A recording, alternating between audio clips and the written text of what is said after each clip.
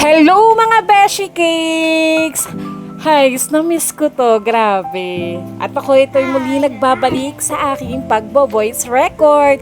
At ito nga ang aking bunso. Bago ako magsimula sa aking pagbibideo shoot, Diyos ko, napakadami pa eksena bago ako makapagsimula. At ito na nga, ako yung magsisimula na sa aking paggagawa ng aking cake. I'm using ACC whipped cream from Achievers. And ang pinaka-favorite kong icing simula nung nakilala ko to.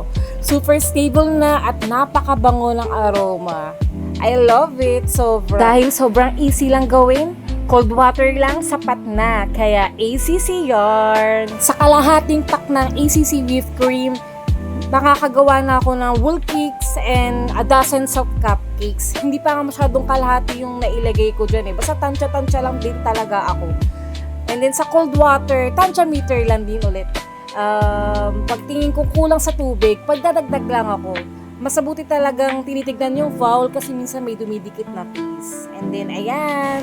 Magsisimula na ako maghiwa ng chocolate moist cakes using cake leveler na kaka-order ko lang din sa Shopee. Actually, hindi talaga ako marunong pa dito sa cake leveler na to na in-order ko eh. Tinaray ko pa lang dyan.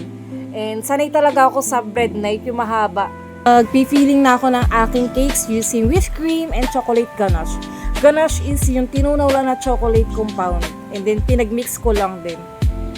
Ito ang napili ni client na design. Yung dating order lang din sa akin. Then, ayun yung napili ni client for her first birthday ng kanyang anak. And then, ganito lang naman ako maglagay ng icing. Nilalagay ko muna siya sa piping bag. And then, tsaka ko lang iikot sa aking cakes.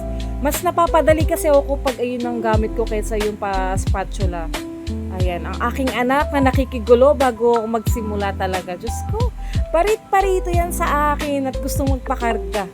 Kaya hindi ako agad natapos sa paggawa eh. Kaya madalang din talaga ako nagkakaroon ng cake order dahil ang hirap din gumawa ng cakes lalo pagka may baby din talaga. As in.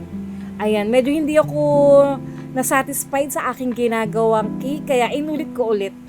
Ayan. Ganito lang naman ako maglagay ulit. Yan, nilagay ko lang ulit sa piping bag and then rolled ulit sa aking cakes. Ayan. Kung ang aking paalon-alon na cake is yung using scraper lang. Ayan. Ganito lang naman magpakinis ng cakes.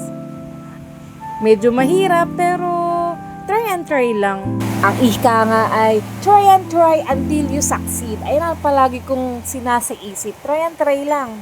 Hanggang sa ngayon, kayang-kaya ko na. Mga ilang minuto, kaya ko na magpakinis parang dati. Diyos ko, hirap na hirap ako. Mga isang oras bago ako makapagpakinis or hindi lang. May kasama pang kaba nun. Pero ngayon, medyo easy-easy na lang. Ayan. Maglalagay na rin ako ng icing sa aking cupcakes. I'm using food color na Perna na liquid kasi mas madali itong mahalo. And eto na nga, nakikigulo na nga ang aking mga anak. At lalo na tong aking bunso, hindi na mapigilan. Kaya inabuta ko lang ng scraper at gusto na magpapak ng icing, Diyos mio. Pero yung sa piping bag naman, isakto na sa isang cupcakes, sa mga cupcakes ko. Ayan. For the ligpit na, and thank you sa panonood ng aking videos. Pagpasensya nyo na ang aking boses, hindi magkagandahan. Sadyang na-miss ko lang din talaga mag-voice record. Hoping masundan pa tong aking pag-voice record and pag-video ng aking mga cakes. Thank you mga besties! And see you on my next video. Bye-bye!